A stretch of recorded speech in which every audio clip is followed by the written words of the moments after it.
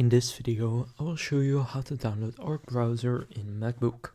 To do this, just open up any browser and search for Arc browser. Now after you search for Arc browser, the first link should be this one right here, so it's arc.net. So I'm going to click Arc from the browser company, open that up, and then right here from the home screen, you should see download Arc for Mac.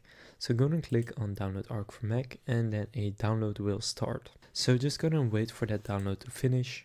Now if the download didn't start, you can just click download Arc manually right here, and then you can also download it by doing that. So once it's finished, you will see it right here, so just click on this icon and that will open it up. Now to fully install it, you just want to drag your Arc browser right here into your applications. And now it's copying Arc to your application, so again just gonna wait for that to finish up. And then click on Launchpad in the bottom, and then just go to the next page if you need to. And now right here you can see Arc, and now I can just open it up, and I've now successfully downloaded Arc browser on my MacBook. So it will ask, it is an app downloaded from the internet, are you sure you want to open it? So you can just click open if you do, and then it is going to open. So now you can just start using it.